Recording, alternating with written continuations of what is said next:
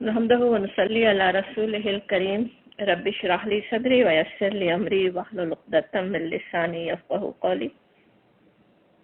ہم سورۃ الحشر الحمدللہ شروع کر رہے ہیں۔ سورۃ مجادلہ پچھلی دفعہ ہم نے ختم کی تھی۔ اعوذ باللہ من الشیطان الرجیم، بسم اللہ الرحمن الرحیم۔ سبح للہ، پاکی بیان کرتی ہے اللہ کی، ما فی السماوات، جو ہے آسمانوں میں، وما اور جو ہے فی الارض زمین میں، وہو العزیز الحکیم، اور وہ ہے غالب اور حکمت والا۔ اس آیت کو غور کرنے سے پہلے تھوڑا سا سورہ حشر کا دیکھ لیں۔ سورہ حشر بھی جیسے کہ ہم سپارہ شروع کرتے ہوئے یاد کیا تھا کہ اس سپارے کی زیادہ تر صورتیں، ساری صورتیں ہی تقریباً مدنی ہیں، مدینے میں نازل ہونے والی صورتوں میں سے یہ بھی ایک صورت ہے۔ مدینے میں ایک خاص واقعے کا جو اس میں تذکرہ آتا ہے اس سے بالکل صحیح وہ بھی پتہ چلتا ہے کہ کون سے سال میں نازل ہوئی۔ ہجرت کے بعد چوتھے سال غزوہ بنی نذیر پیش آیا، اور اس کی طرف اس صورت میں اشارہ ملے گا، بلکہ اس میں اشارہ ہے کہ اس پر اتنی زیادہ بات کی گئی کہ صحابہ کرام اس کو غزوہ بنی نذیر ہی کہتے ہیں۔ روایت آتی ہے بخاری مسلم میں حضرت سعید بن جبیر کی کہ حضرت عبداللہ بن عباس سے انہوں نے اس صورت کے متعلق پوچھا تو انہوں نے بتایا کہ یہ غزوہ بنی نذیر کے بارے میں نازل ہوئی، جس طرح سورہ انفال غزوہ بدر کے بارے میں نازل ہوئی۔ ایک اور روایت انہی کی سعید بن جبیر کی حضرت ابن عباس کے الفاظ میں ہے کہ قل سورۃ النذیر، کہو کہ یہ سورہ نذیر ہے۔ تو اس میں خاصی اس میں بات چیت کی گئی ہے کہ غزوہ بنی نذیر میں کیا واقعات پیش آئے۔ اب شروع صورت اس طرح ہو رہی ہے کہ بسم اللہ الرحمن الرحیم، سبح للہ ما فی السماوات و ما فی الارض، تسبیح کی ہے جو ہر چیز نے، جو کچھ آسمانوں میں ہے، جو کچھ زمین میں ہے۔ اب سورہ یہ والی آیت پیچھے سورہ حدید کے ابتدا بھی بالکل اسی طرح کے ذرا سے فرق کے ساتھ اسی طرح کے الفاظ سے اس کی سورہ حدید کی ابتدا ہوئی تھی۔ آگے سورہ صف، سورہ جمعہ اور سورہ تغابن بھی ایسے اس سے ملتے جلتے الفاظ سے شروع ہوتی ہیں۔ ان صورتوں کے مجموعے کو مسبحات کہا جاتا کہ اللہ کی تسبیح سے شروع ہو رہی ہے۔ سبح للہ اگر کہیں جیسے پاکی بیان کرتی ہے، پاک ہے، اور کائنات کی ہر چیز، جیسے جب آسمان اور زمین میں جو کچھ ہے کہے تو کیا مطلب ہوتا ہے، پوری کائنات اس میں آ جاتی ہے نا۔ تو گویا زمین و آسمان نے اس حقیقت کا اظہار و اعلان کیا۔ یہاں پہ سبح کہ جیسے کیا، کر دیا۔ دوسری جگہ یسبحو بھی آتا ہے، یسبحو کا ہے تو مضارع ہوتا ہے نا، حال اور مستقبل کی بات ہوتی، پریزنٹ اور فیوچر ٹینس۔ تو اس طرح سمجھ میں آتا ہے کہ ہر پوری کائنات نے اللہ تعالیٰ کی تعریف بیان کی ہے، کر رہی ہے، کرتی رہے گی، یہ سمجھ میں آتا ہے نا۔ اس کی یہ بات کہنا کہ وہ پاک ہے تو گویا اس کائنات کا خالق اور پروردگار ہر عیب، ہر نقص، ہر کمزوری، ہر خطا اور ہر برائی سے پاک ہے۔ اس کی ذات پاک ہے، اس کی صفات پاک ہے، اس کے افعال پاک ہیں، اس کے احکام بھی کسی بھی کمزوری سے پاک ہیں۔ اس کی ذات کا کوئی شریک نہیں۔ کسی کو شریک سمجھا جائے تو جیسے اللہ تعالیٰ کے لیے کوئی کمزوری انسان سمجھ رہے ہیں، جو بھی اللہ کے ساتھ کسی کو شریک کرے گویا وہ خود پورے کائنات کا تنہا مالک ہونے کے لیے کافی نہیں ہے، کسی کی مدد چاہیے۔ ایسی ہر کمزوری سے وہ پاک ہے۔ اسے کسی اولاد کی ضرورت نہیں، اس کے لیے اولاد قرار دینا جیسے کسی اللہ تعالیٰ کے لیے کوئی بہت ہی عیب کی بات ہو، وہ ہو نہیں سکتا۔ اللہ تعالیٰ اس سے پاک ہے، اس کے کوئی نہ اولاد ہے، نہ وہ کسی سے پیدا ہوا، نہ اس سے کوئی پیدا ہوا۔ تو سبح کہنا اس طرح ہر چیز سے اس کو پاک قرار دینا۔ اور بھی انسان کفار کس طرح کی باتیں اللہ تعالیٰ کے بارے میں سمجھتے اور کرتے ہیں، جیسے دوبارہ اللہ تعالیٰ دوبارہ کھڑا نہیں کر سکتا ہو انسان کو، یا اس کے احکامات پہ کس طرح کے اعتراضات ہوں، ان ساری کمزوریوں سے اللہ تعالیٰ پاک ہے۔ اور یہ کہ اس کے جیسے کائنات کا ذرہ ذرہ ہمیشہ سے اپنے خالق کو اور رب کی پاکی بیان کرتا رہا ہے اور کر رہا ہے، کرتا رہے گا۔ اور یہ تسبیح جو ہے وہ قول سے بھی ہوتی ہے، عمل سے بھی، زبان سے بھی۔ اللہ تعالیٰ کی پاکی بیان کرنا زبان سے وہ تسبیح ہے، نماز پڑھنا، اس کے حضور قیام کا رکوع اور سجود بھی تسبیح ہے، اس کے احکامات پہ عمل جو ہو رہا وہ بھی تسبیح ہے، اس کے فرشتے جیسے تسبیح کر رہے ہیں. یہاں تو پوری کائنات کی بات آ گئی نا، جامع بات ہے. اسی طرح الگ الگ بھی ویسے قرآن میں کتنی جگہ آتا ہے، آسمان خود تسبیح کر رہا ہو، یہ جو کائنات میں بھرے فرشتے، وہ ہر سارے فرشتے تسبیح کر رہے ہیں، خود وہ اپنی زبان سے کہتے ہیں نا. شروع میں جو حضرت آدم علیہ السلام کا واقعہ قرآن کے شروع میں جو ہم پڑھتے ہیں کہ ہم آپ کے پاکی بیان کر رہے ہیں، ایک تو تمام کام بھی انجام دیتے ہیں، دنیا کے سارے فرائض بھی انجام دیتے ہیں، اور پھر اپنی زبان سے بھی تسبیح بیان کرنے والے ہوتے ہیں. اور یہ کہ اپنے اختیار سے بھی اللہ کی مخلوق خود بھی تسبیح کر رہی ہے، اور جو خود اپنے اختیار سے نہیں بھی کر رہے ہوں، کفار بھی ہوں جو اللہ کو ماننے کو نعوذ باللہ تیار نہ ہوں، یا اس کے ساتھ بہت سی کمزوریاں کے عقیدے رکھتے ہوں، وہ بھی کتنے ہی لحاظ سے خود ان کا اپنا وجود اللہ کی تسبیح کر رہا ہوتا ہے نا. انسان کی سوچیں، اس کو دیکھیں تو سمجھ میں آئے کیسی بہترین اللہ کی مخلوق ہے، کیسی اللہ نے اسے عقل دی ہے، کیا کچھ وہ کر سکتا ہے، اور جو کچھ اس کی زندگی میں پیش آتا ہے ہر چیز جو ہے اللہ کے خود تسبیح بیان کر رہے ہوتے ہیں نا. تو اب اور پھر یہ کہ جب یہ بات کہی جائے جس طرح یہاں کہی جا رہی ہے، اور ان ساری مسبحات میں بھی اسی طرح کی بات کہی گئی ان صورتوں میں کہ تسبیح بیان کی ہے آسمان اور زمین کی ہر چیز نے، اس میں انسانوں کے لیے کیسی یاد دہانی ہے نا کہ کیا کن کن باتوں کی بلکہ یہ یاد دہانی کرتی ہیں ایسی آیات کہ جب کائنات کی ہر چھوٹی بڑی چیز اپنے خالق اور مالک کا حق پہچانتی ہے، اس کی تسبیح کرتی ہے، تو انسانوں پر، انسان جو اشرف المخلوقات ہے اس پر کیسا حق بنتا ہے نا کہ وہ اپنے رب کی تسبیح کرے. کتنا جیسے انسان کو موٹیویٹ کرنے والی، اس کو انسان کو ترغیب دلانے والی آیت ہے نا کہ ہم کیسے اللہ کی پاکی بیان کرنے والے ہوں. دن اور رات اللہ کی رحمتیں ہو رہی ہیں، دن اور رات اللہ کے قدرت کے کرشمے ظاہر ہو رہے ہوں، اور ہماری زبان اللہ کی تسبیح بیان نہ کرے، ہمارے افعال، ہمارے اعمال اللہ کی تسبیح نہ بیان کر رہے ہوں، تو کیسی بات ہے. اس کی یہاں پہ یاد دہانی ہوتی ہے کہ پوری ہر چیز ہی اللہ کی ہر مخلوق تو تسبیح بیان کر رہی ہے، اور تم پہ پھر کیسا حق ہے ذرا سوچو. یہ بات جیسے بتائی جا رہی ہو، اور زمین، اور پھر یہ بھی کہ سمجھ میں آتا ہے دوسری بات جو اہل ایمان کے لیے ایک طرح کی یاد دہانی بھی ہے اس میں کہ دنیا کے انسانوں کی اکثریت اگر اپنے رب کو بھولی ہوئی ہے تب بھی وہ اکیلے نہیں ہیں، کسی دھوکے میں انسان مبتلا نہ ہو کہ سبھی اللہ کی نافرمانی کر رہے ہیں، سب کفر کر رہے ہیں. کائنات کی ہر چیز، انسان تو پوری کائنات میں سوچیں تمام دنیا کے انسانوں کو بھی جمع کر دیا جائے تو وہ ہے ہی کیا، سب مل کر بھی کیا. پوری کائنات میں جیسے سمجھیں ہمارے لیے جیسے ایک چوٹی کا بل ایک جو حیثیت رکھتا ہو وہ حیثیت انسانوں کی ہے نا. اور پوری کائنات کا تو ایک ایک ذرہ، ایک ایک چیز، آسمان اور پہاڑ اور چرند اور پرند اور ہر چیز جو اللہ کی تسبیح اور تقدیس میں سرگرم ہے نا، تو کیسی تسلی دینے والی چیز ہے نا اہل ایمان کے لیے. وہ اکیلے نہیں ہیں کہ بلکہ کائنات کی ہر چیز اہل ایمان کے ساتھ تسبیح اور تصدیق میں سرگرم ہے، کر رہی ہے، دن اور رات اللہ کی تسبیح بیان کر رہی ہے. ہم دوسری ایک اور بات جو زمین آسمان کی تسبیح کے ذکر سے، جیسے اللہ کی بندگی سے جو گریز کر رہے ہوں انہیں جیسے بتا دیا جا رہا، انہیں جتا دیا جا رہا ہو کہ اللہ ان کی تسبیح کا محتاج نہیں ہے. وہ آج نہ کریں تسبیح، وہ اللہ کو نہ مانے، وہ اللہ کی تعریف نہ بیان کر رہے ہوں، لیکن اللہ کو کوئی ضرورت نہیں ہے.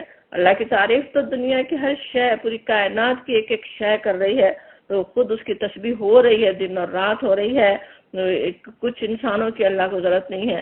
اور ابھی جیسے پہلے سمجھ رہے تھے خود زبان سے نہ بھی کرے تب بھی ان کا وجود تو ویسے بھی خود ان کا تک وجود بھی تسبیح کر ہی رہا ہے. اللہ کو اور کسی ایسی تسبیح کی انسانوں کی ضرورت نہیں ہے. اور پھر کہا جاتا ہے وَهُوَ الْعَزِيزُ الْحَكِيمُ، اللہ کے اسماء الحسنہ میں سے دو بڑے نام. ابھی پچھلے دور تفسیر میں ہم نوٹ کر رہے تھے کہ یہ اسماء الحسنہ العزیز الحکیم کا ذکر کس طرح قرآن میں بار بار آتا ہے نا، بہت زیادہ آنے والے اسماء الحسنہ میں سے ہے. اور اس میں اس نام کے اسماء الحسنہ کے ذکر میں بھی ہمارے لیے بہت کچھ یاد دہانیاں ہوتی ہیں نا، کیا کچھ جیسے احساس ہمیں دلایا جاتا ہے. عزیز کا مفہوم یاد کیجئے، ذہن میں ہوگا اجزا کے لفظ سے ہے نا، کس طرح وہ جو ہر چیز پر غالب ہے اور ہر اختیار کا مالک ہے، اور دنیا میں پوری کائنات میں کوئی ایسا نہیں ہے جو اس کی دسترس سے باہر ہو، اس کے کوئی ایسا ہے نہیں جو اس کے قبضہ قدرت سے، اللہ تعالیٰ کے قبضہ قدرت سے نکل سکے. کوئی نہیں جو اللہ جل شانہ پر اپنا زور چلا سکے. اور اتنا وہ پوری طرح جیسے العزیز ہے نا، پھر عزیز کے معنی یہ کہ وہ غالب ہونے والا، ہر اختیار کا مالک، جس پر کوئی غالب نہیں آ سکتا. اور وہ تو العزیز ہے، کوئی اصل وہ ہے العزیز، کوئی بھی اور ایسا ہو نہیں سکتا جیسا وہ عزیز ہے. اور پوری طرح سے پوری کائنات پر اس کا کنٹرول ہے، پوری طرح اس پر غالب ہے، پوری طرح وہ قدرت رکھتا ہے. اور اس کے ساتھ ساتھ پھر وہ حکیم بھی ہے. حکیم کہیں تو جس طرح اس کا سمجھ میں آتا ہے، اور اکثر یہی ترکیب ہم نے دیکھا ساتھ آتی ہے نا، العزیز کے ساتھ ہی الحکیم بہت زیادہ ہم نے دیکھا. ویسے العلیم الرحیم کی بھی ہم نے ترکیب دیکھی. تو اس سے کس طرح واضح ہو جاتا ہے، سمجھ میں آتا ہے کہ اللہ تعالیٰ کا، اللہ تعالیٰ جو العزیز ہے، اس کا ہر کام، ہر فعل، ہر حکم حکمت، عدل اور رحمت پر مبنی ہوتا ہے. ایسا نہیں ہوتا کہ وہ اپنے زور سے جو چاہے کر ڈالے اور اس میں کوئی حکمت اور رحمت نہ ہو. انسانوں کا سوچیں تو ان کو تو ذرا سی بھی پاور مل جائے، ذرا سی طاقت مل جائے تو کس طرح وہ اس کو غلط طریقے سے استعمال کرتے ہی ہیں، کر سکتے ہیں. لیکن اس سے انسانوں کو غلط فہمی نہ ہو کہ اللہ تعالیٰ کے پاس جو طاقت اتنی ہے وہ اس طرح سے استعمال کرنے والا ہے. نہیں، وہ الحکیم بھی ہے، ساتھ ہی حکیم ہی نہیں الحکیم ہے، حکمت کے ساتھ ہی اپنے احکامات دینے والا ہے. اس کی پوری کائنات خود اس بات کی گواہی دے رہی ہے کہ اس کائنات کو وجود میں لانے والا العزیز بھی ہے اور الحکیم بھی. کس طرح سے اس کے تمام جو کچھ بھی سوچے، ایک ہم اپنے لیے بھی سوچ لیں، ہماری زندگی کے تمام مراحل، زندگی میں کیا کچھ پیش آتا ہے، ان سب نہیں سوچے تو کس طرح اللہ تعالیٰ، کس طرح اس کی مشیت غالب ہوتی ہے. اور ہر جو بھی مشیت ہے اس میں کیسی حکمتیں ہوتی ہیں. کیا کوئی کام بھی ایسا نہیں ہے جو حکمت سے خالی ہو. کوئی واقعہ پیش آتا ہو، دنیا میں کچھ پیش آتا ہو، تو ہر چیز پہ اس کی مشیت چلتی ہے اور ہر چیز میں اس کی حکمت شامل ہوتی ہے. سورہ حشر جو ہے اس کا اختتام بھی اسی طرح کی آیت پر ہو رہا ہے نا. سورہ حشر کی آخری آیت ہے یسبح لہ ما فی السماوات والارض وہو العزیز الحکیم. گویا اس پوری سورہ جیسے اس بات کی شہادت دے رہی ہے کہ جو بات اس آیت میں کہی گئی اس کی جیسی شہادت دے رہی ہے. پوری سورت پڑھیں تو یہ بات اور زیادہ واضح ہو جائے، سمجھ میں آ جائے کس طرح کائنات کی ہر شے اللہ کی تسبیح کر رہی ہے اور کیسا وہ العزیز اور الحکیم ہے. اللہ تعالیٰ کی ویسے تو تمام ہی صفات، اور پھر جو صفت یہاں پر ہم پڑھ رہے ہیں العزیز الحکیم، ان پہ غور کریں تو کیسے اللہ پر ایمان اور توکل بڑھانے والی آیات ہیں کہ اللہ تعالیٰ جو بھی حکم ہو، خواہ وہ شرعی ہو یا قونی ہو. شرعی کہیں تو جو شریعت میں جو احکامات آئے، قونی کہیں تو وہ جو پیش آتے ہیں خود اللہ تعالیٰ کے حکم میں، اس کے کہنے سے، کن کہنے سے پیش آ جاتے ہیں. اللہ تعالیٰ جو کہے وہ ہو جاتا ہے. اور دین کے احکامات ہوں یا زندگی کے حالات، زندگی کے مختلف مرحلے، نشیب و فراز، اور کہ زندگی کے کس طرح سے ان سب میں ہمیں سمجھ میں آتا ہے، نظر آتا ہے کہ وہ جو ہمارا رب رحیم اور کریم آقا ہے، کیسا اس کا کنٹرول ہے، سب پہ اس کی قدرت چل رہی ہے، سب پر وہ غالب ہے، اور ان سب نے اس کی حکمت اور رحمت بھی کار فرما ہے. تو یہ بات جیسے اس آیت پہ غور کرنے کی ضرورت ہے. جب ہم قرآن میں یہ آیت پڑھ رہے ہوں، اب تمہید ہوتی ہے اللہ کے اس بہترین ذکر کے ساتھ، اور پھر فوراً ہی بات آ رہی ہے جس طرح ہم شروع میں سمجھ رہے تھے کہ بنی نذیر کے سورہ، تو اس کی طرف اشارہ ہو رہا ہے. هو الذی، وہی ہے جس نے اخرج الذین کفروا، اخرج نکالا، الذین ان لوگوں کو، کفروا جنہوں نے کفر کیا، من اہل الکتابی اہل کتاب میں سے، من دیارہم، دیار اس کے دار کے جمع، ان کے گھروں سے، لأول الحشر، اول حشر میں، ما ظننتم نہیں خیال کیا تم نے، ان یخرجو یہ کہ وہ نکل جائیں گے، وظنوا اور خیال کیا انہوں نے، انہم یہ کہ وہ، مانعتہم بچا لیں گے ان کو، حصونہم ان کے قلعے، من اللہ اللہ سے، فاتاہم اللہ بس آیا ان پر اللہ، من حیث جہاں سے، لم یحتسبوا انہوں نے گمان کیا، وقذف فی قلوبہم الرعب، وقذف کہتے جیسے ڈال دینا، اور ڈال دیا،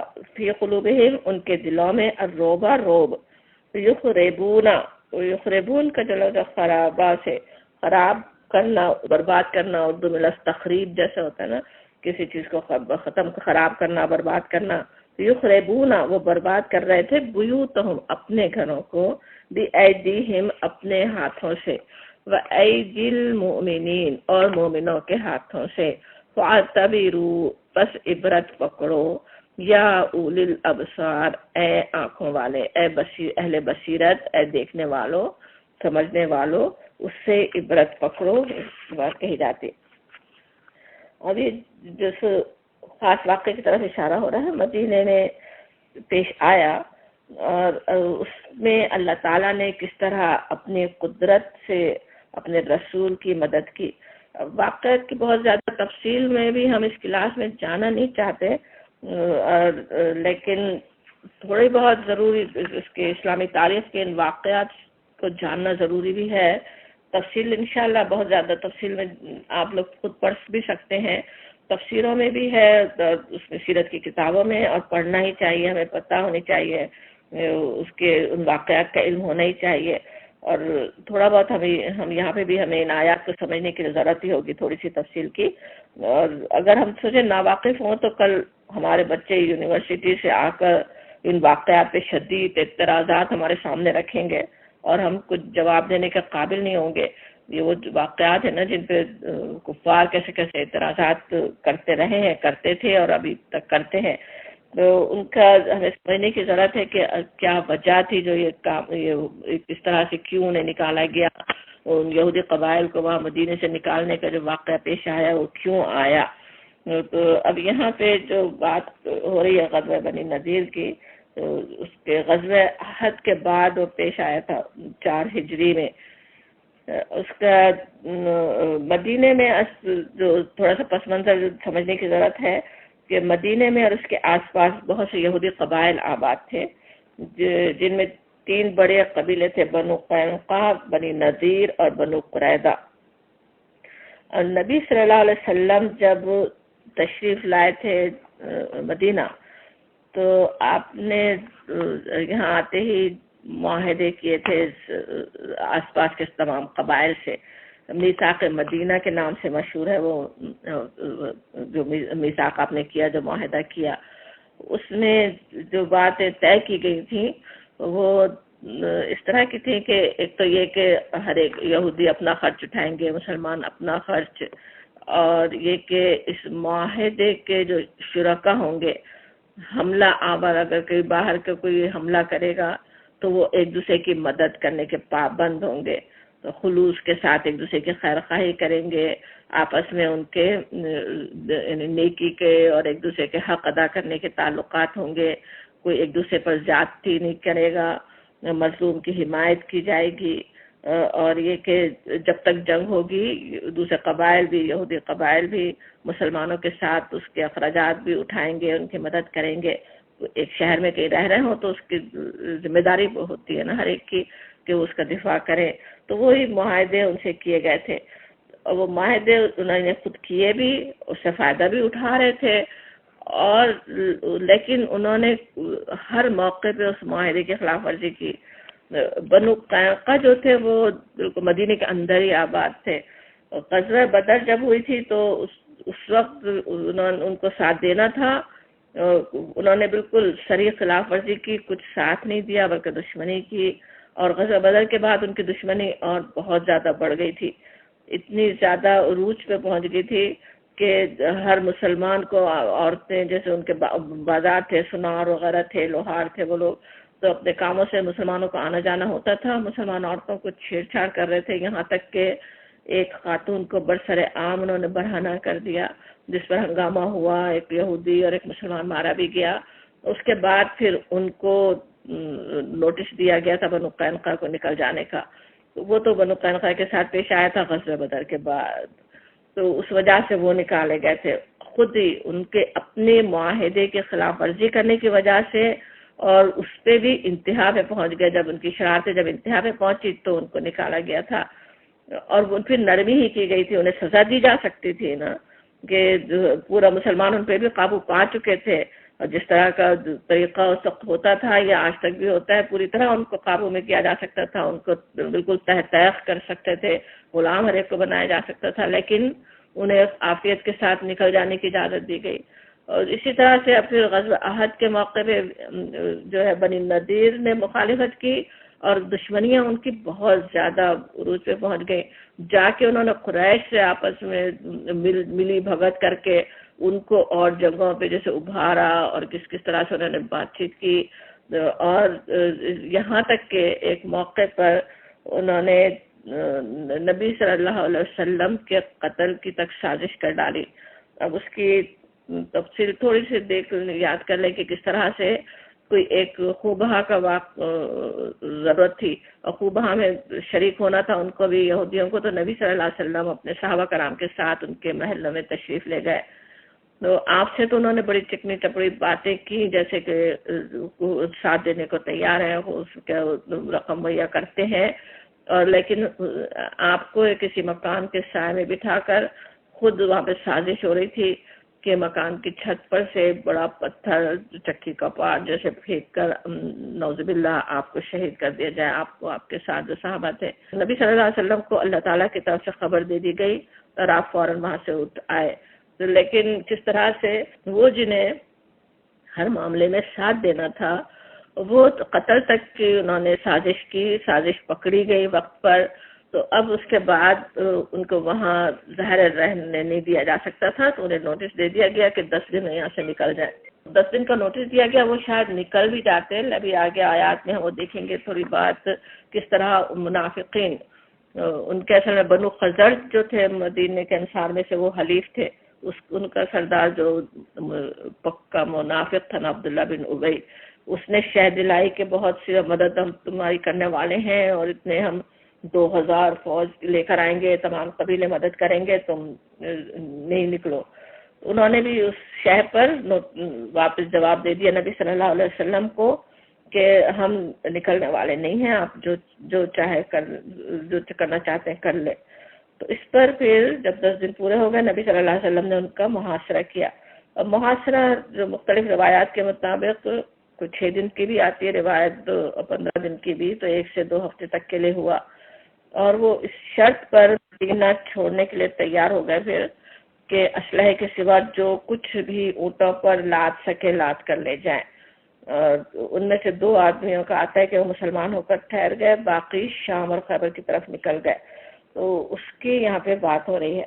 اب اس میں جو بات یہاں پہ کہی گئی، سب سے پہلی بات یہ کہ هو الذی، وہی ہے وہ جو العزیز الحکیم ہے، اللہ تعالیٰ جو ہر کام اتنے حکمت سے کرنے والا، پورا غلبہ رکھنے والا ہے، وہی ہے جس نے اخرج الذین کفروا من اہل الکتاب، نکالا ان لوگوں کو جنہوں نے کفر کیا تھا اہل کتاب میں سے۔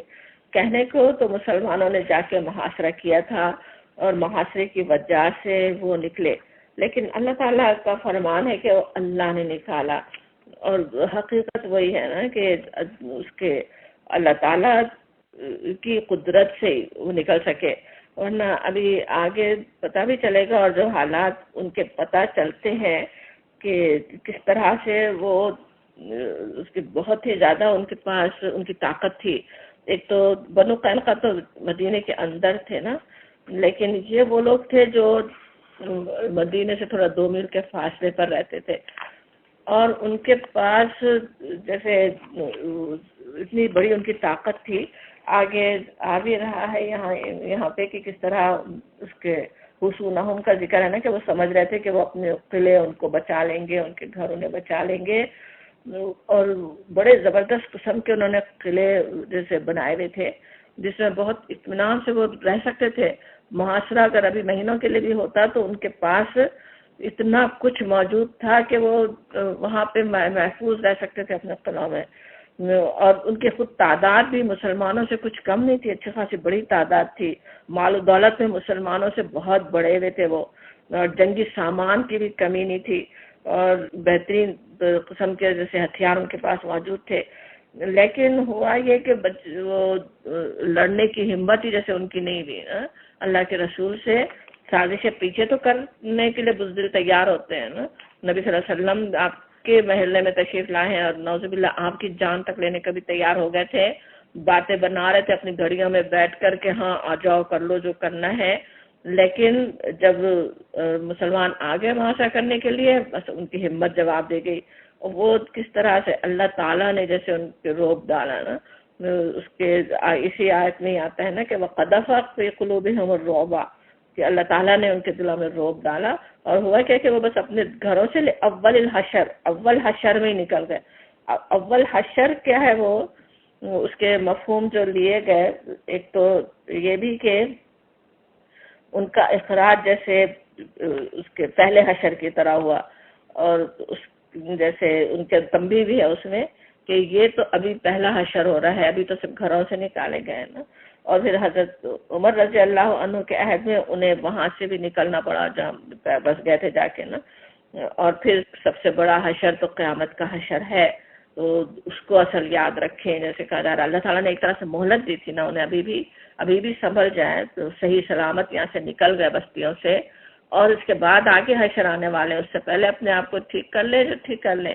تو بل الحشر کہہ کے سب احساس میں دلایا جا رہا ہے کہ وہ کس طرح سے آگے بھی ہونے والا ہے. اول الحشر کے ایک معنی ایسے یہ بھی سمجھے گئے کہ مسلمان جیسے ابھی ان سے لڑنے کے لیے جمع ہی ہوئے تھے، ابھی تو محاصرہ ہوا تھا نا، اس کے بعد پھر جنگ کی نوبت آنی تھی، جنگ ہو سکتی تھی. لیکن وہ تو بس پہلے ہی ابھی سمجھے کہ محاصرہ شروع ہوا، جو کہنا چاہیے کہ فرسٹ اسٹرائک جیسے کی ابھی مسلمانوں نے پہلی دفعہ جو ابھی ان کے خلاف جو اقدام کیا، اسی پر وہ بس تیار ہو گئے نکلنے کے لیے اپنے گھروں کو چھوڑ کر. تو اس کی طرف بھی اول الحشر کہہ کے جیسے اشارہ کیا گیا کہ وہ پہلی کوشش میں مسلمانوں کے جب پہلی دفعہ ان کے لیے جمائی ہوئے بس، اور وہ ان کو ان گھروں سے بس اللہ تعالیٰ نے ان کو نکال دیا. خود تو نکلنے والے نہیں تھے، اتنی طاقت ان میں تھی، رہ سکتے تھے، مگر اللہ تعالیٰ نے ان کو نکال دیا. یہ کہ ما ظننتم ان یخرجوا، نہیں گمان کیا تم نے کہ وہ نکل جائیں گے. جس طرح ایک انسان حالات کو دیکھ کر جس طرح خیال کرتا ہے، جو اندازے لگاتا ہے، ان اندازوں کے مطابق تو وہ نکلنے والے نہیں تھے.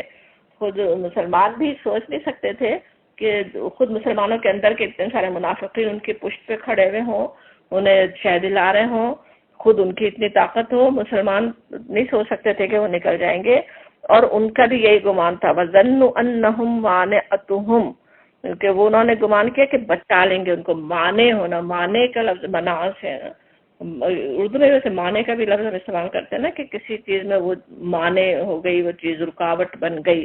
تو مانے کا لفظ جیسے بچانے والے، ان کو بچا لیں گے، روک لیں گے، حفاظت کر لیں گے ان کی. وہ کیا سمجھ رہتے ہیں؟ حصونہم، ان کے قلعے، زبردست قسم کی گڑیاں قلعے بنائے ہوئے ہیں. انسان کس طرح بھروسہ رکھتا ہے نا اپنے اسباب پہ، جو خود اپنے زور بازو سے جو کام کر رہا ہے، اپنے زبردست قسم کے ہتھیار بنا رہے ہیں اور کیا کیا قلعے بنا رہے ہیں، اور سمجھ رہے ہیں کہ بڑا ہم نے اچھا انتظام کر لیا ہے اور وہ کام آ جائیں گے. بالکل وہی گمان ان کا تھا. وہ یہ سمجھ رہے تھے کہ ان کو بچا لیں گے، ان کی گڑیاں، ان کے قلعے انہیں بچا لیں گے من اللہ، اللہ سے. حالانکہ وہ خود جانتے تھے یہ اللہ کے رسول ہیں، دلوں میں اچھی طرح انہیں یقین تھا کہ وہ آپ اللہ کے رسول ہی ہیں، اور پھر بھی اللہ کے رسول سے مقابلے کے لیے کھڑے ہو گئے. تو وہ اس کی طرف احساس دلایا جا رہا ہے کہ اللہ سے ہی بچا لینے کا. وہ کیا سمجھ رہے تھے کہ اللہ سے انہیں بچا لیں گے.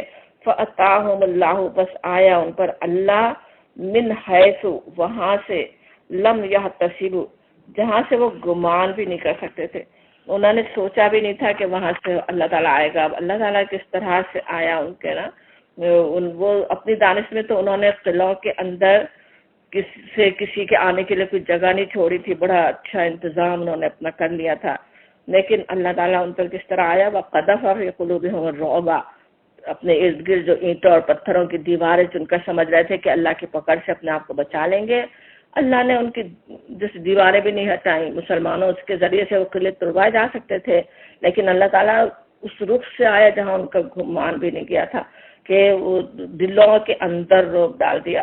ایسے مرعوب ہوئے وہ کہ خود ہی انہوں نے ہتھیار بھی ڈالے، خود ہی اجازت مانگی تھی کہ ہم اپنے اونٹوں پہ لے کر جائیں اپنے مال، تو انہوں نے خود ہی اپنے گھروں کو توڑا. یخربون بیوتہم، اپنے جو قلعے اور گڑیاں تھیں ان کو خود ہی اجاڑا. یہ بھی ہو سکتا ہے کہ یہ ہونا کہ مسلمانوں کے کام نہ آئے، اس کے لیے انہوں نے توڑ پھوڑ کی. یہ بھی کہ جو کچھ انہوں نے چیزیں لگائی تھی اپنے گھروں میں، دروازے، کنڈیاں، یہ وہ ہر چیزیں بھی وہ اس کی نکال کے اپنے ساتھ لے جانے کے لیے انہوں نے اپنے گھروں کو توڑا. بِأَيْدِيهِمْ، اپنے ہاتھوں سے، اور مسلمانوں کے ہاتھوں سے بھی، یعنی مسلمانوں سے بھی توڑوا رہا ہے. مسلمان بھی جیسے چاہے ان کی مدد ہی کر رہا ہو کہ نکلے یہاں سے، اور ان کو ان کے کام میں اس کی مدد کر رہے ہوں، ان کو نکال کر دے رہے ہوں. اور مسلمانوں کو خود اپنے اوپر ہی انہوں نے قابو پانے کی اجازت دے دی نا. اور فَاعْتَبِرُوا یا اُولِي الْأَبْصَارِ آتا ہے، یعنی اس واقعے سے بھی تمام لوگوں کو عبرت حاصل کرنے کی دعوت دی گئی کہ کس طرح قرآن کی ہر بات کیسی سچی ثابت ہوتی ہے. اللہ تعالیٰ، اللہ اور اس کے رسول کی جو مخالفت جو کرنے والے ہوں انہیں کس طرح ذلت سے دو چار ہونا پڑتا ہے. پچھلی سورہ مجادلہ کے آخر میں حزب اللہ، حزب الشیطان کی بات تھی نا، کہ کس طرح ایک اللہ کا گروہ ہوتا ہے، ایک اللہ سے دشمنی کرنے والوں کا گروہ ہوتا ہے. مدد اللہ کی کس کے ساتھ ہوتی ہے، اور تو وہ آج انسان دیکھ لے، عبرت حاصل کر لے. دوسرے بھی گروہ، ابھی اور بھی یہودی قبائل بھی تھے، انہیں عبرت پکڑنے کی ضرورت تھی. منافقین کو کیسی عبرت پکڑنے کی ضرورت تھی.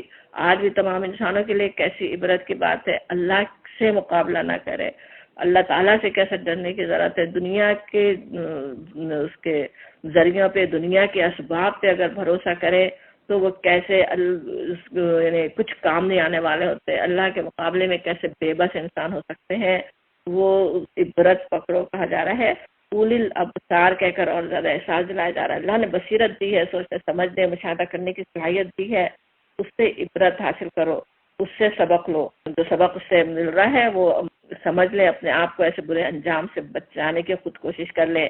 اللہ اور اس کے رسول کے دشمنوں سے جو دوستی کر رہے ہو ان کو پتہ چل جائے کہ کیا انجام، ان کا کیسا انجام ہوتا ہے نا. اس سے کہا جا رہا ہے ولولا، اور اگر نہیں ہوتا ان یہ کہ کتب اللہ، لکھا اللہ نے، علیہم ان پر، الجلاء.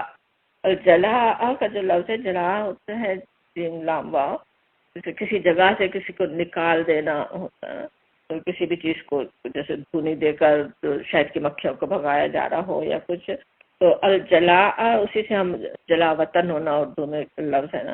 تو اگر وہ جلا وطنی نہ لکھی گئی ہوتی ان پر تو کیا ہوتا، لَأَعْذَبَهُمْ، جو تاکید کا ہے نا، عذبہم، تو ضرور جیسے عذاب دیتا ان کو پھر دنیا میں، وَلَهُمْ، اور ان کے لیے فی الآخرۃ، آخرت میں، عذاب النار، آگ کا عذاب ہے. یہ اللہ تعالیٰ کی جیسے رحمتیں ہو گئی نا ان پر. یہ ابھی تو صرف جلاوطنی کی سزا انہیں ملی. اللہ تعالیٰ کی حکمت، اللہ تعالیٰ جو العزیز اور الحکیم ہے، پورا غلبہ رکھتا تھا، بالکل انہیں اس وقت مٹا سکتا تھا اللہ تعالیٰ، ختم ہو جاتے. سوچیں کون تھا ان کے پیچھے، اگر مسلمان ان کو غلام بنا لیتے، ان کو قتل کر دیتے تو کون ان کے پیچھے آنے والا تھا نا، پورا ختم ہو جاتے دنیا میں. لیکن اللہ تعالیٰ نے اپنے جو الحکیم بھی ہے، اپنی حکمت سے انہیں موقع دیا کہ ابھی بھی جو عبرت پکڑ سکتے ہیں عبرت پکڑیں، جو اپنی اصلاح کر سکتے ہیں اصلاح کر لیں. اور اس کے لیے ورنہ تو ہو سکتا تھا اللہ تعالیٰ عذاب بھیج دیتا، جیسے عذاب عاد اور سمود اور فرعون وغیرہ پر آئے، اور کہ ان کا قصہ ہی جیسے پاک ہو جاتا. اب یہ بات کہ ان پر اس طرح کا عذاب آتا کہ وہ دنیا اور آخرت میں تباہ ہو جاتے، اس کے اصل وجہ کیا ہے نا کہ کیوں یہ اس طرح کا عذاب آیا یا آ سکتا تھا. اللہ تعالیٰ کے جب رسول آئے تو جس طرح قرآن میں بار بار آتا ہے نا کہ اللہ تعالیٰ نے لکھ لیا اپنے اوپر اپنے رسولوں کی مدد وہ کرنے ہی والا ہے. ضرور لننصرن، ہم ضرور اپنے رسولوں کی مدد کریں گے. پچھلی سورہ مجادلہ ہی کی آیت نمبر 21 تھی، کتب اللہ لأغلبن انا ورسلی، جسے فیصلہ کر دیا اللہ نے، لکھ لیا، جسے اللہ تعالیٰ نے اپنے اوپر فرض کر لیا کہ لأغلبن، کہ میں ضرور غالب ہو کر رہوں گا، میں ورسلی اور میرے رسول. ان اللہ قوی عزیز، بے شک اللہ قوی اور عزیز ہے. تو اللہ تعالیٰ کی جو سنت رہی ہے نا کہ اللہ تعالیٰ کے رسول آ کر پوری حجت پوری کرتے ہیں کسی قوم پہ، اور اس کے بعد جب رسول کے در پہ ان کے قوم ہو جاتی ہے. جن قوموں پہ ابھی عذاب آئے تمام حالات ہم پیچھے پورے قرآن میں پڑھتے رہے ہیں. کس وقت آئے؟ جب وہ قوم خود اٹھ کھڑی ہوئی خاتمہ ہی کرنے کے لیے اللہ کے رسول کا، تو پھر ان پر اللہ تعالیٰ نے انہیں پکڑ لیا، انہیں عذاب میں پکڑ لیا. تو اب یہاں پہ ان لوگوں نے بالکل نبی صلی اللہ علیہ وسلم کے قتل ہی کی سازش کر دی تھی نا، تو اللہ تعالیٰ کی وہی سنت جیسے عمل میں آ گئی اور ان کا خاتمہ ہو سکتا تھا، مگر ابھی پھر بھی انہیں مہلت دے دی گئی. لیکن اس وقت اللہ تعالیٰ نے انہیں جلاوت نے ان کے لیے لکھ دی. اور آخرت کا تو عذاب ہے، کس طرح یاد دہانی بھی ہے نا، تنبیہ بھی ہو رہی ہے کہ اس سے بچانے کی ابھی بھی وہ کوشش کر لیں، اپنے آپ کو آخرت کے عذاب سے بچا لیں. ذالک، یہ اس لیے کہ بے انہم، اس لیے کہ وہ شاق اللہ ورسولہ، مخالفت کی انہوں نے اللہ اور اس کے رسول کی. شاقہ کا لفظ ہوتا ہے شین قاف کا شقہ، پھٹنا، مخالفت ہونا. تو جو اللہ اور اس کے رسول کی جو مخالفت کرے، کیوں عذاب کیوں ہونا تھا دنیا میں، وہ کیوں عذاب دے دیے جاتے؟ اللہ اور اس کے رسول کی انہوں نے مخالفت کی. وَمَن يُشَاقِ اللَّهَ، اور جو مخالفت کرے اللہ اور اس کے رسول کی، تو فَإِنَّ اللَّهَ شَدِيدُ الْعِقَابِ، بس بے شک اللہ ہے شدید العقاب، سخت عذاب دینے والا. اللہ تعالیٰ اس طرح سخت عذاب دینے والا ہے. کیسا عذاب ان پر یعنی ہو سکتا تھا، شدید عذاب اللہ اور اس کے رسول کی مخالفت کی بنا پہ. تو ان آیات میں کیسے تنبیہ بھی ہے کہ جو یعنی اللہ اور اس کے رسول کی مخالفت، وہ تو اللہ کے رسول موجود ہیں درمیان میں، ان کی مخالفت کر رہے ہیں. اس کے علاوہ بھی جو بھی اس طرح سے اللہ کی بندگی کرنے، اللہ سے محبت کرنے، اللہ کو اپنا آقا سمجھنے کے بجائے اس طرح اس کے جیسے مخالفت کر رہے ہوں، اللہ کے نیک بندوں کی مخالفت سے کھڑے ہوئے ہوں، ان کے لیے تنبیہ ہے کہ بے شک اللہ ہے شدید، بہت ہی سخت ہے. شدید کا لفظ کس طرح فعیل رحیم کے وزن سے بہت زیادہ، اور عقاب سخت عذاب دینے والا ہے اللہ تعالیٰ. تو وہ عذاب ان کے لیے ہو سکتا ہے، اس سے عبرت پکڑ لے، جیسے فَاعْتَبِرُوا یا اولی الابصار پر کہا گیا. اب آگے جو ہے کچھ اس کے غزوہ بنی نذیر کے بعد ہی جو کچھ اعتراضات جو لوگ اٹھا رہے تھے، تو ان کے کچھ جوابات دیے گئے. کہ ایک اعتراض جیسے یہودیوں نے اٹھایا تھا کہ مسلمانوں نے ان کے باغوں کے بہت سے پھلدار درخت کاٹ دیے، اور جیسے اس یہودی اور منافقین اس طرح کا اس کو رنگ دے رہے ہیں جیسے کوئی مسلمان فساد فی الارض کر رہے ہوں، زمین میں فساد پیدا کر رہے ہوں. پھر منافقین کی طرف سے وہ بھی جو ان کا مال جو ہاتھ آیا تھا، ان کا چھوڑا ہوا مال، اس کی تقسیم پہ بھی کچھ اعتراضات ان کو تھے. تو ان سب کے آگے جوابات آ رہے ہیں. کہا جا رہا ہے سورہ حشر ہم پڑھ رہے ہیں آیت نمبر 5 میں، ما قطعتم، جو کاٹے تم نے، من لینتن، اس کے کھجور کے درختوں میں سے، اور ترکتموہا، یا چھوڑ دیا ان کو، قائمتن، کھڑا ہوا، علی پر، اصولہا اپنے اصل اپنے جڑوں پر، فبإذن اللہ، بس تھا اللہ کے اذن سے، اور لی، تاکہ، اور کس لیے ہوا تھا؟ تاکہ یخزل فاسقین، تاکہ وہ رسوا کرے فاسقین کو رسوا کرنے کے لیے تھا. یہ بات ہمیں سمجھائی جا رہی کہ وہ کیوں ہوا تھا. لینا کا جو لفظ آ رہا ہے کہ وہ تم نے جو کاٹے، مل لینتن، لینا کہتے ہیں کھجور کا درخت جو پھلدار ہو نا، بلکہ ایک عام لفظ ہے کھجور کے درخت کے لیے. اجوا جیسے خاص ہے، لیکن اس کے علاوہ جو بھی درخت کھجور کے ہوں جس میں پھل لگے ہوئے ہوں وہ لینا ہے. تو اس کے جب محاصرہ کر رہے تھے اور ان کے نخلستانوں سے گھری ہوئی تھی ان کی بستی نا، تو محاصرہ کرنے کے لیے کچھ درختوں کو کاٹنے کی ضرورت پڑی. تو وہ درخت جب کاٹے گئے تو اس پر انہوں نے جیسے اسلام کے خلاف ہی پروپیگنڈا کرنے کا ذریعہ بنا لیا کہ مسلمان جیسے کوئی اصلاح کے لیے اٹھنے کی بات کرتے ہیں، اور انہوں نے ہمارے باغوں کے پھل لانے والے عمدہ درخت کاٹ دیے. تو کہا یہ جا رہا ہے کہ وہ جیسے اللہ تعالیٰ کے اس سے تھا. ایک تو یہ بھی کہ جو کاٹا وہ بھی، اور درخت مہیا چھوڑ دیا. سارے نہیں کاٹے تھے، بہت سارے چھوڑے بھی گئے تھے. تو جو چھوڑے بھی گئے، اب جو چھوڑے گئے خواہ وہ پھلدار نہ بھی ہوں یا جیسے بھی جس لیے بھی چھوڑے گئے ہوں، وہ سب کچھ بتایا جاتا ہے کہ فبِإِذْنِ اللَّهِ، اللہ کے اذن سے تھا. ان کے اعتراض کا جواب دے دیا گیا. جیسے ان کو سمجھانے کی ضرورت نہیں ہوتی، منافقین کو اصل تو مسلمانوں کو سمجھنے کی ضرورت ہوتی ہے. وہ پریشان نہ ہو کہ کوئی غلط کام ہو گیا یا انہیں کوئی شبہات میں مبتلا نہ ہو.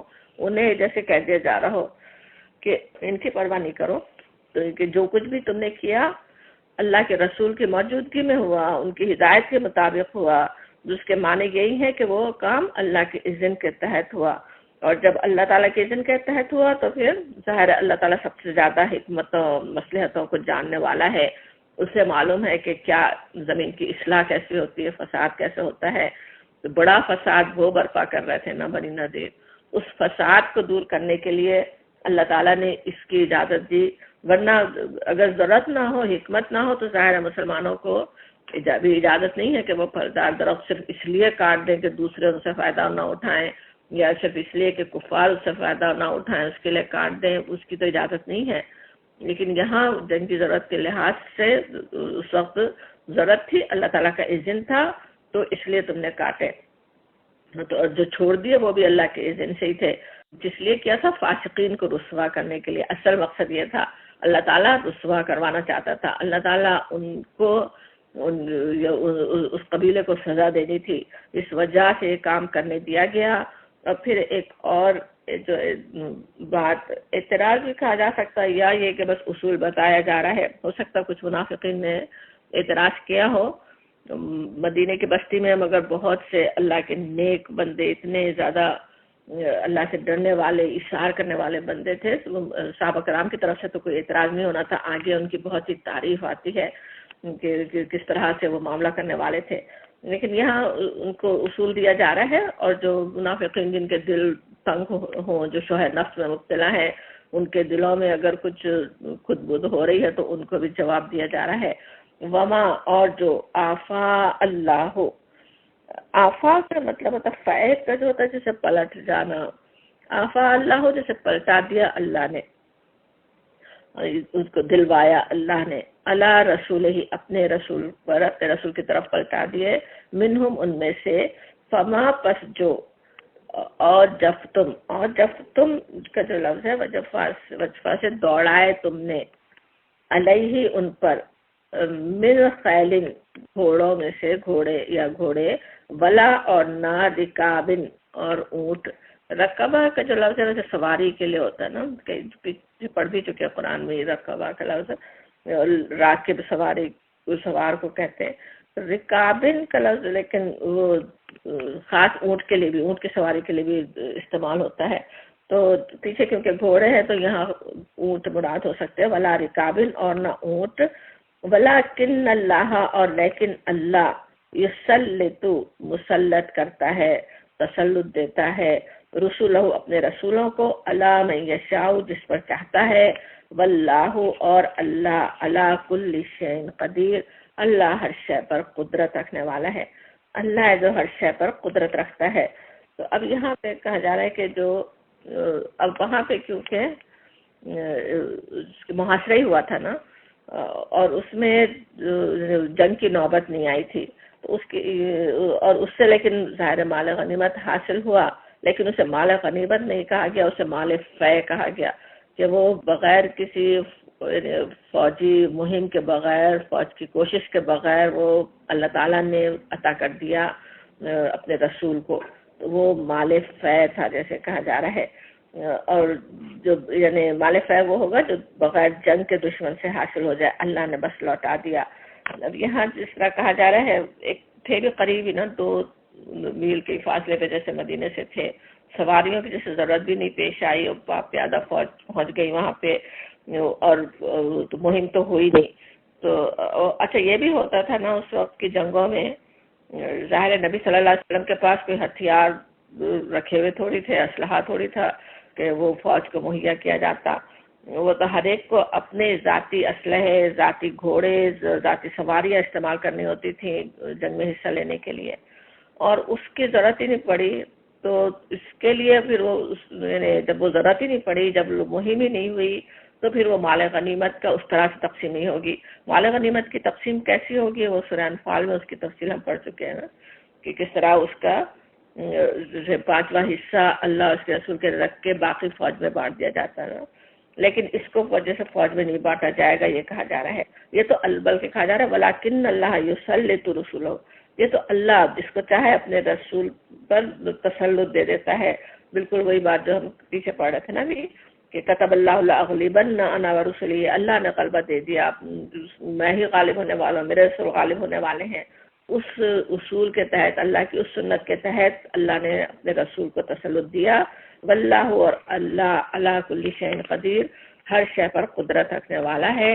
ما آفا اللہ علی رسولہ، جو کچھ دلوایا اللہ نے اپنے رسول کو من اہل القریٰ، بستی والوں سے، فللہ، پس اللہ کے لیے ہے، وللرسول، اور رسول کے لیے، ولذی القربیٰ والیتامى، اور رشتہ داروں کے لیے، اور یتیموں اور والمساکین، اور مسکینوں کے لیے، وابن السبیل، اور مسافروں کے لیے، کیلا، تاکہ نہ، یکون، ہو، دولتم بین الاغنیاء منکم، دولتا کہے تو گردش ہو، آپس میں پھرتا رہے، بین الاغنیاء، مالداروں کے درمیان، منکم، تم میں سے۔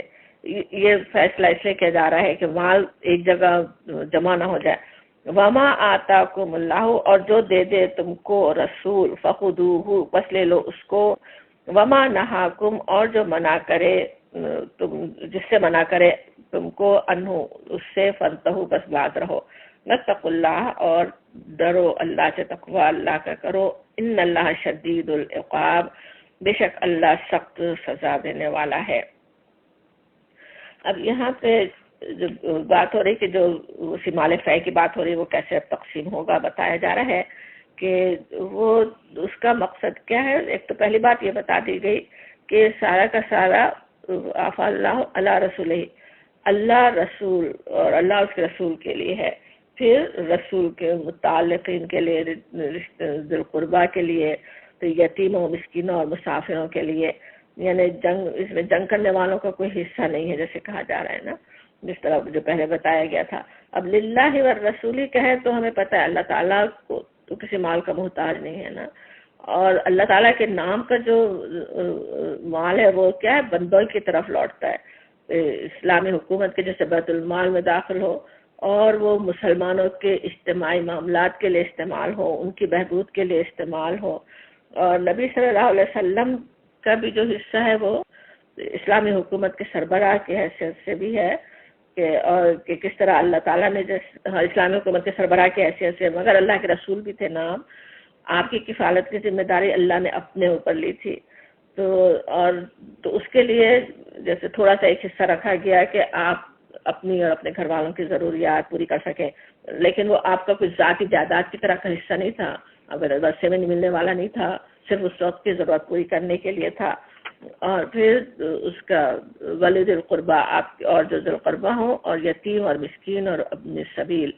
اب رسول اللہ صلی اللہ علیہ وسلم کے اقربا کے ساتھ ہی پھر یتامہ، مسکین اور مسافر کا ذکر آنے سے کس طرح سمجھ میں آتا ہے کہ اللہ تعالیٰ نے کیسا ان کا حق رکھا ہوا نا، کتنا بڑا ان کا حق ہے۔ ایک اسلامی حکومت کا جو بیت المال ہے، جو اس میں سب سے جیسے ان کا اولین حق بنتا ہے مساکین کا، ان کے ضرورت مندوں کا۔ بیت المال کی آمدنی ایک مسلمان معاشرہ ہو، ایک مسلمانوں کا ملک ہو، وہاں پہ یہ نہیں ہو سکتا کہ حکومت کا بن جائے بیت المال، حکومت اپنی عیاشیوں کے لیے، اپنے شو آف کے لیے، اپنے دوسرے بڑے اس کے کاموں کے لیے جو ہے وہ پیسے ضائع کرتے رہے نا۔ بلکہ اس کے لیے سب سے پہلا حق ملک کے غریبوں کا، مساکین کا ہوگا، ان کو پہلے دینے کی ضرورت ہوگی، تو وہ ان کا حق دیا جائے گا. یتامہ مساکین ابن سبیل بھی جو بھی ضرورت مند ہو، سفر میں ضرورت مند ہے اسے بھی ان کو دے. اور یہ فیصلہ کس لیے کیا گیا ہے کہ وہ جمع نہیں ہو جائے پیسہ.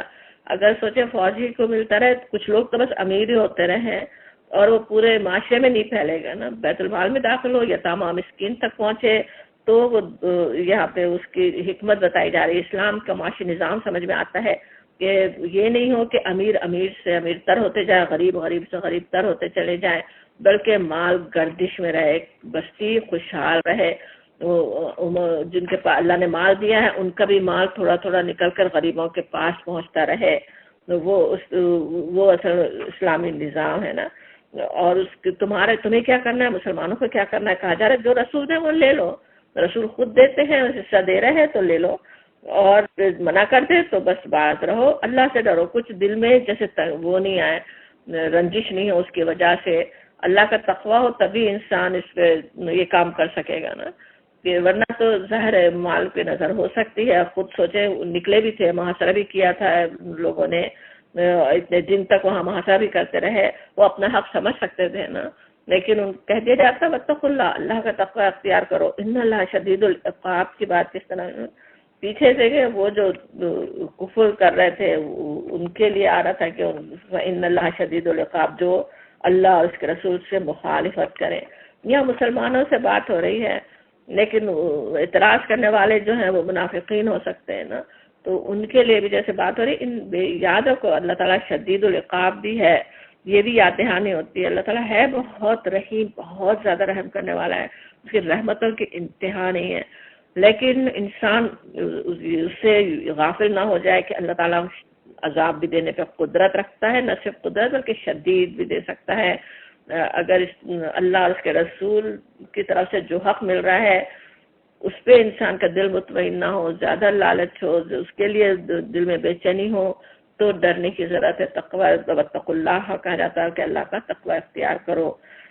اب پھر آگے بھی تھوڑا سا موضوع چل رہا ہے، انشاءاللہ اگلی دفعہ اس کا مطالعہ کرتے ہیں. وآخر دعوانا الحمدللہ رب العالمین.